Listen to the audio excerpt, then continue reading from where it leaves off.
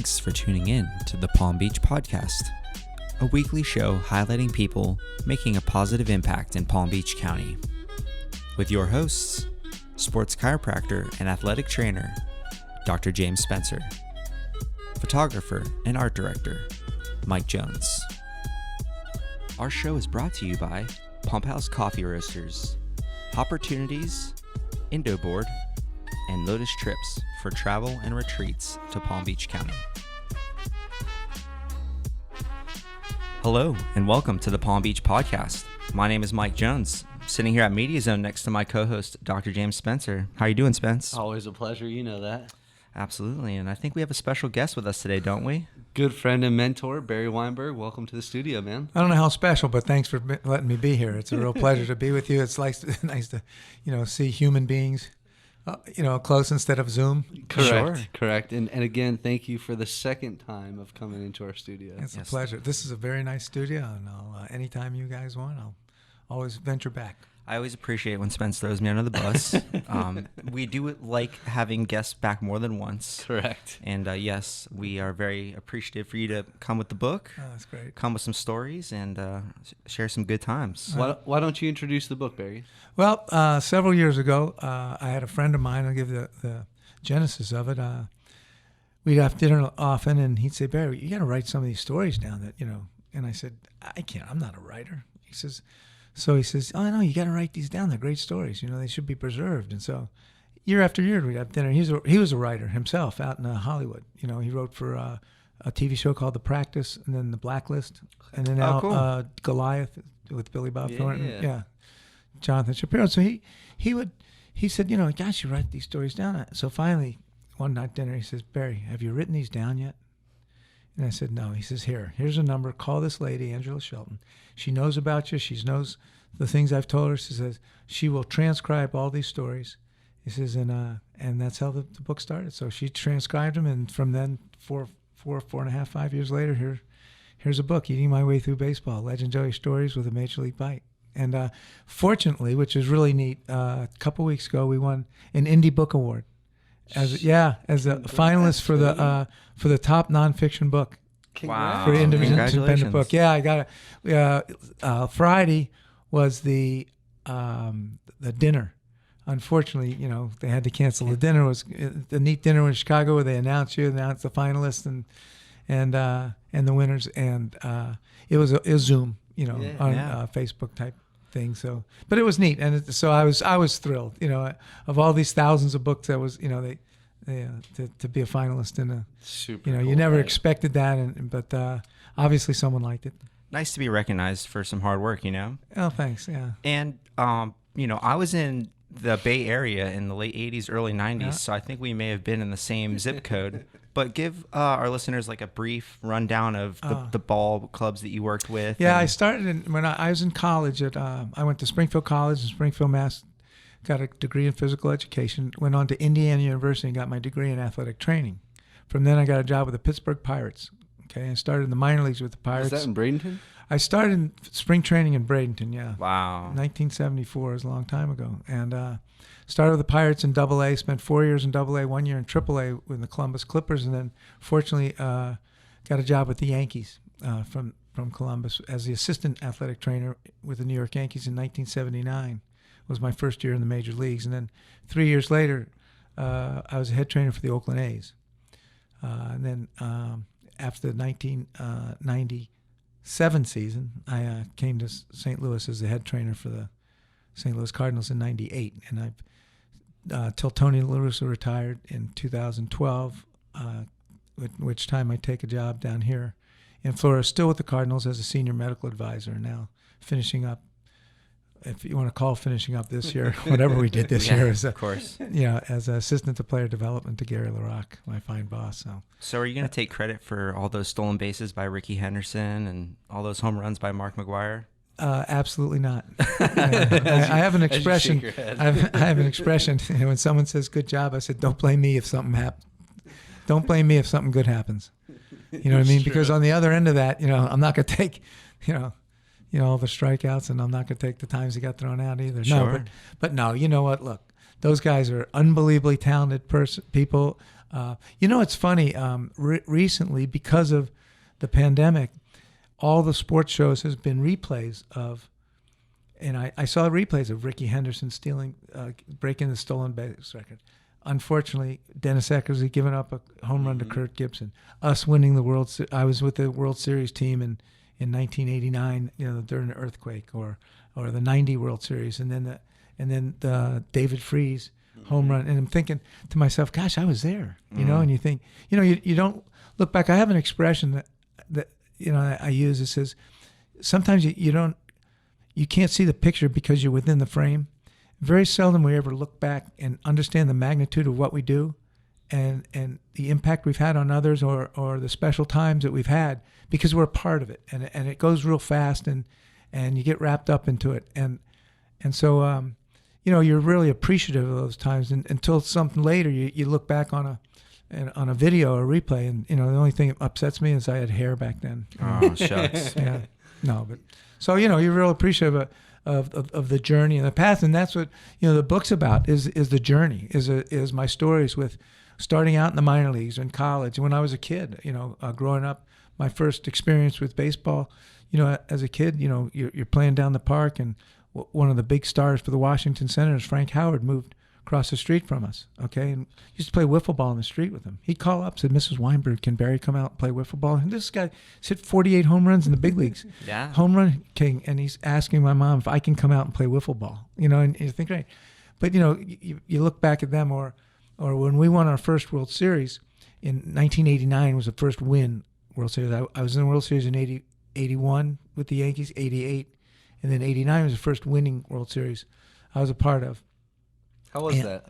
That was the winning World Series is a culmination of everything that you do, and someone asked me when the person said, man, you've been in, the big leagues for a while and this is your first win. I said, yeah. I says, what are you thinking? What a great game. I said, well, I'm thinking of the time when I fell in the creek chasing a ball when I was 13 years old and black in my eye, and my mom was so mad at me, and because it was like 3 days before my bar mitzvah. And I got this big black eye. Oh, Mom wasn't happy. Oh, she wasn't happy. And they said, well, what are you thinking about that for? I said, because all your baseball, everything you've done in life, you've geared toward, because when you're down the park, then you hit a home run to win the World Series, or you got to hit to win the World Series, or you know what I mean? And it was a culmination of every did. You finally did it. You won the World Series, and it's a very breathtaking moment. It's a very humbling moment, and yes, you have this joy, and then all of a sudden you have this inner peace that says, wow, you've really had quite an accomplished time, because a lot of times then you look and you see the people have not won World Series and great players, Sure. that didn't get the chance to play in a World Series or win a World Series, and you feel very humbled. The chance, I've been very lucky. I've been to 7 World Series and won 3 World Championships. So, Incredible. Got the hardware to show too. Yeah. I've been very lucky. So that was the neat part of, and that's the stories are in the book, and that's you progress. Everyone has a journey, and I tell my minor league kids as I speak to them now. Still, I said, make sure you take a minute or two at the end of your day. And now it's real easy because back then we had to write it down, but now you can record something. Record a story that you heard, a person that you met, a quote that might have struck you really good, or something you learned on the field, and write it down. Make a little journal, because at the end of the year or at the end of 2 years, you're going to be shocked what a neat story that your journey has become, especially in professional sports, or as you move on, and the people that you get to meet, and the people I've had have been very, very fortunate to meet, and the people who have affected my life have been impacted my life have spectacular people. I got a call from Archie Manning the other day, because we do each summer. I do the Manning passing camp as an athletic trainer. He has a passing camp with his sons, all 3 of them, down in Thibodaux, Louisiana, and it was last weekend, but of course it was canceled. So, sure. He's so tender to say, "Gosh, I'm really sorry we couldn't do it." And I said, Archie, it's not your fault, Right. But he said, next year will be great. Well, so it just means so much, and the people that you meet along the way are, that's what your life's journey is about, and sometimes it's not winning and losing. It's the people that impact your life and the people that you meet along the way that are so special. And I hope I brought that out in the book. And a lot of times you get to nurture those relationships over a meal, breaking bread, sitting down after a long day. And so I would love to dive into some of your favorite places, some of your favorite meals. The funny part is I always say that when I speak to groups, I said, August 15th is my favorite day. When I was in the major leagues, August 15th was my favorite day. Is it payday? What? No. You know why? That's the day that Major League Baseball comes out with the next year's schedule. Okay? And so you sit down and you see what city you're going to be in, when you have days off, where you're going to have a day off, and then you see where you're going to be on a Saturday afternoon, when you have day games, and you can plan out what meal you're going to have and what great restaurant you're going to eat at and what city you're going to be in. And and they think, well, why? Because our lives are based around our meals. If you think about it, Sure. It's like tonight. You're thinking, okay, where am I going to have dinner tonight? You know already. Probably where you're going to plan dinner, whether it's going to be at home or going out. And the same way, when in baseball you say, gosh, okay, we have Saturday night off. Hey, we're going to be in New York. Oh man, that's great. We get to go. We can go to Patsy's, or we can go to a million places, like Rossini's, or you know what I mean? We go to Becco, or And that makes it fun too to just start planning out the entire year. Yeah. And then also, someone says, "Hey, come on with me. I got a new place for you." Oh man, that's the best. And you go to this place, and all of a sudden, Sure. it becomes one of your favorites. Did you always circle a game that was like a little extra? Maybe the team that let you go, or the team that didn't give you a raise, where you're like, this is my, we were winning this one. No, you just, listen, every game you approach, no matter what team you're with, you want to beat the other team. So, I think you always want to beat other teams more. Correct. As a Cardinal, you're inbred. You have to beat the Cubs. Got to. When you're a Cardinal. When you're a Yankee, you have to beat the Red Sox. So it's it's inbred in you. It's in your fabric. It's in the rule book. But they're not. All the wins count the same. You only get one win from beating. I mean, it's like Canseco used to get mad sometimes. He'd hit a 450-foot home run, and he'd come in upset. I said, "What happened?" He said, "I should hit that ball 600 feet." I said, "Jose, it still counts the same. It only counts one. You can't. However. And that's the alpha mentality. The Michael Jordan documentary that came out. Some people love it, and some people hate him after it. Well, that's a great. It's really a great point, because when you deal with people who are the top of their game, okay, and every major leaguer is at the top of his game, okay? And you say, well, this major leaguer is not very good. Well, you got to understand, he's still better than the best. The worst major leaguer is still better than, the guy below him. And you go down, from level to level. So grading on a curve, they may not be as good as some of the best, but they're still phenomenally athletic and talented people, okay? So, but the best of the best do things that are separators. Sure. And you've seen it in other sports. There's separators. There's things that they do. There's a mental attitude. There's a positiveness to their approach that they're not going to fail. Some people have a fear of failure. Okay, Dennis Eckersley had a horrible fear of failure. Okay, so the way he combated that was through preparation. Okay, he would prepare so well that the only way he would fail is that the game dictated something like this, because you're not going to be perfect. You have an old expression, we strive for perfection, but we will accept excellence. And so no one can be perfect. But guess what? Some of those guys try. And the ones that do, you got to understand that they do things a little different. Sure. They may practice a little harder. They may practice a little longer. They may not practice as hard because they know what it takes. They may be quiet and not be outgoing to somebody. They may be a cheerleader. You don't know what is going to bring that on. And so you have to respect the guys at the top, like the Michaels, and say, yeah, some people don't like him. It's like Coach Belichick. I've been fortunate to have dinner with him, and a lot of people don't like Coach Belichick, but I tell you what, every one of them respect him. Oh yeah. So you cannot like Michael, but a a lot of times you respect the Albert Pujols and the Trouts nowadays, the great players, the Jordans and guys that when we grew up, think about Bill Russells and Will Chamberlain's, guys that, phenomenal athletes, or, and then look back to the Mantles and how did they do it, so great, and there's always separators, and one of the separators is talent, of course, because, ultimately you have to choose the right parents. That's also love important. how that works. Yeah. What about superstitions? Guys that would put their left sock on first, or have a chain or an undershirt. You call them superstitions or idiosyncrasies. I don't know where you draw the line, but whatever you eat. And I do. Yeah, everyone would have something that they would do. And I caught myself many times. I would tug at the tongue of my shoe if I needed a big out. If there was, it was in a key situation, I'm thinking, I said, Barry, are you kidding me? Do you think? Or I had friends that would say, I can't watch the games. That's why. Well, we lose. I said, well, I hate to tell you, you're not that important. Sure. I hate to break it to you. I said, the guys out in the field really don't know if you're watching or not watching. And but everyone has their things that they do, and it's in life. It's why do you take the same path? To go to work, or because it's a good way to do it. Or you had a good day at work. Well, let me do things. But I always have an expression too. If all those superstitions work, we'd all be wearing dirty socks. Because you wouldn't change your socks, and once you won, and we'd all have pretty dirty socks if it was that successful. Or dirty jock straps. Yeah, Hey. I didn't want to. Whatever go there. it takes. I didn't want to go there. I thought I'd start at the socks. I mean, I remember as a kid, wanted to have sunflower seeds.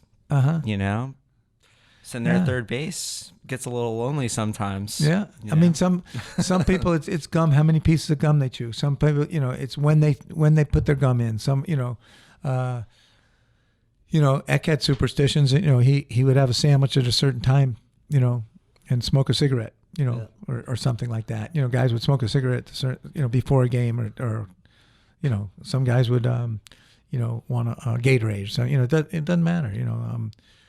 We have Chris Carpenter wasn't superstitious as much as he had a routine, and that's the other thing. Is a routine a superstition, or is just, hey, listen, I need to do this to be successful, and that comes in preparation. He'd have a routine, and he'd sit down and he'd put a towel down. He'd put his glove next to his towel. He'd put a drink next to his towel. He'd put a towel where he'd sit on. So it was perfect. So his rookie year, we had a shortstop named Brendan Ryan, right? First game, I mean, Carp sits this all down perfectly, and he goes to gets a water or something like that, and he comes back, and here's Brendan Ryan sitting in his seat. Oh no, the rookie. His rookie. Carp just looks at him. Oh, Brendan, you want to sit here? Carp didn't have to say a word. Get your ass out. He moved. But you know what I mean. So you run into all kind of guys that do things, especially starting pitchers. Jeff Suppan would start his routine at an exact time. Whether it was 5:12, he'd come in the training room, and at 5:41 he had to go out, and 6:08 he had to be this. You know what I mean? So, you know what I mean. So all guys, they had their routines, and is that a superstition? I don't know. Sure. I like that it was an off number too. 5:12. Yeah. No, seriously, they pick numbers like Now tell us your favorite restaurant experience from the book. Wow. I think one of the great restaurant experiences was at we went to Patsy's when I was with the Yankees.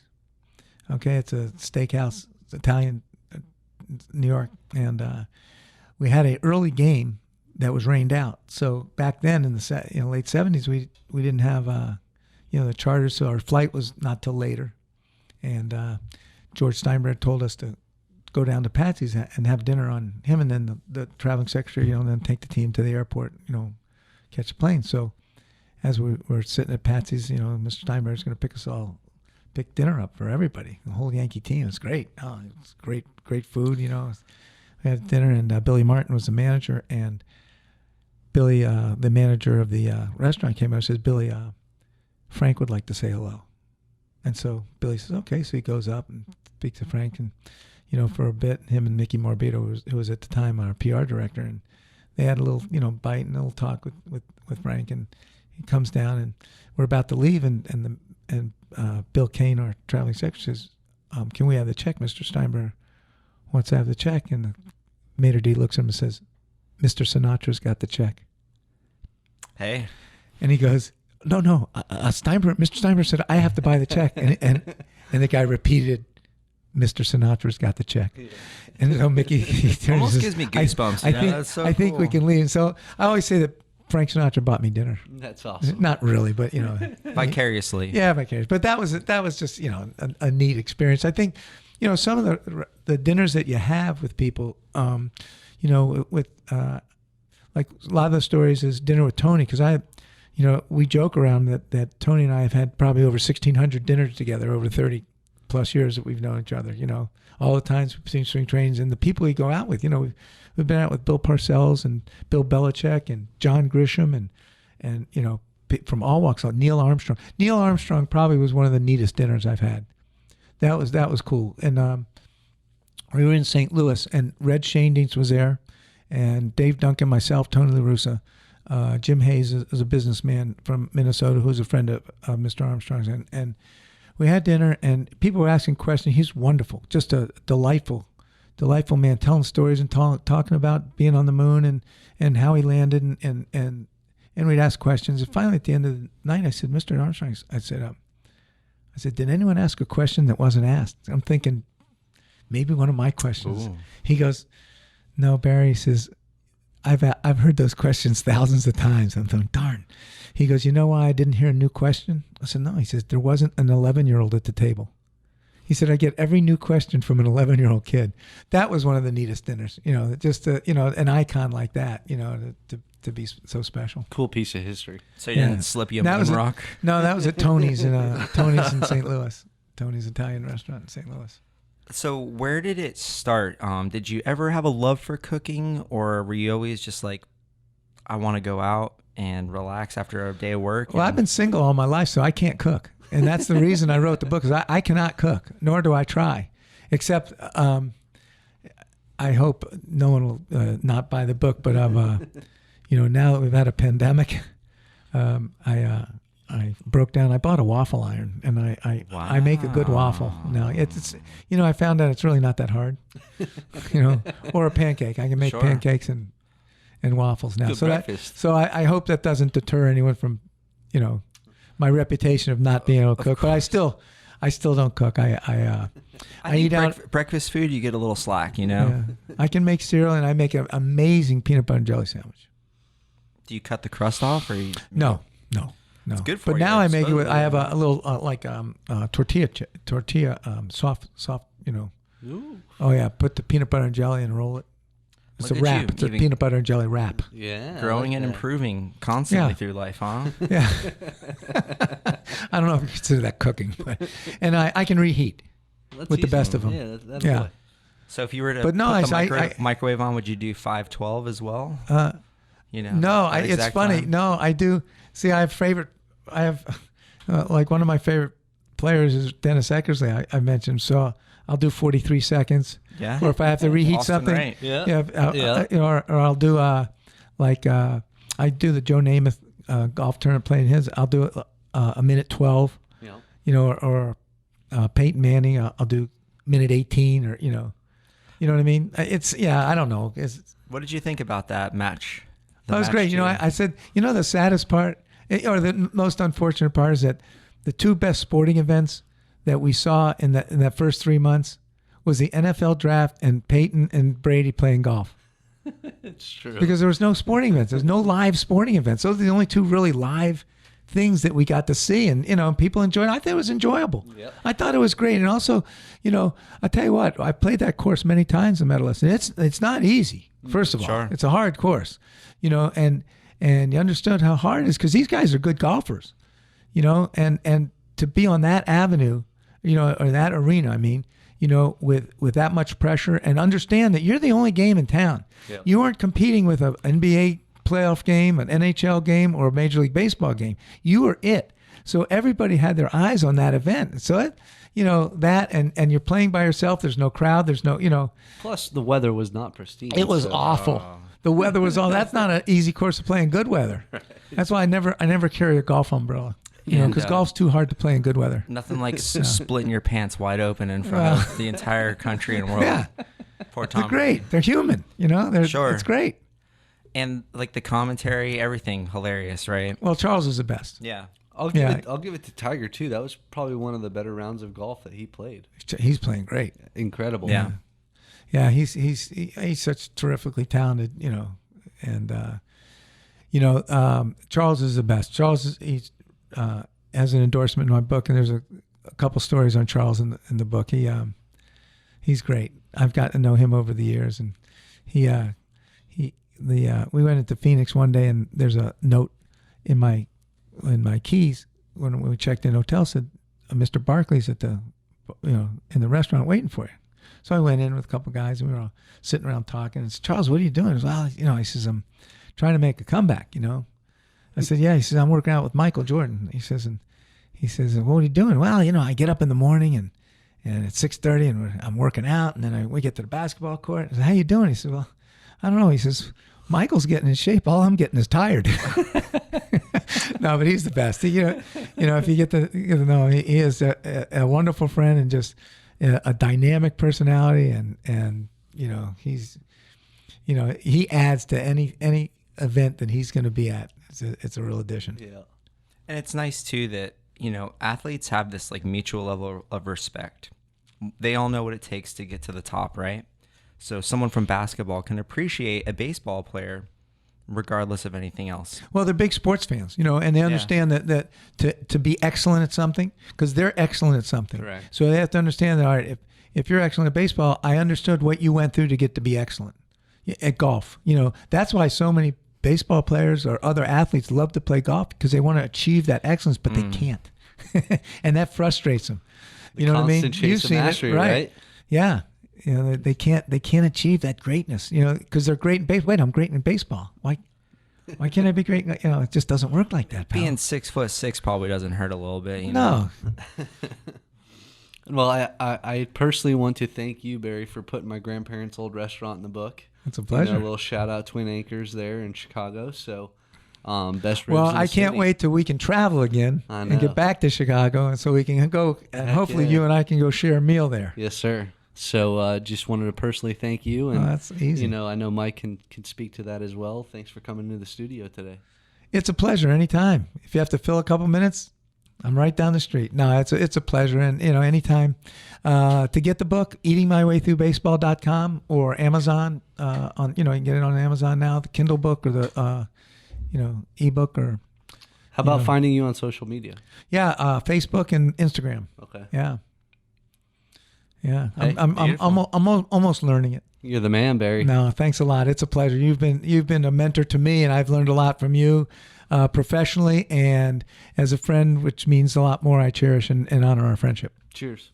Thank you. Hey, well, Barry, thanks for coming back to the Palm Beach podcast. Thanks. For the second time, and hopefully we'll see you in the studio again sometime soon. I hope there's a third. Heck All yeah. right. Well, You cheers, guys gentlemen. Stay well, stay safe, and Cheers. Salud. stay in touch. Thank you for listening to this week's episode of the Palm Beach Podcast, brought to you by Pump House Coffee Roasters, Hopportunities, Indo, and Lotus Trips for travel and retreats to Palm Beach County.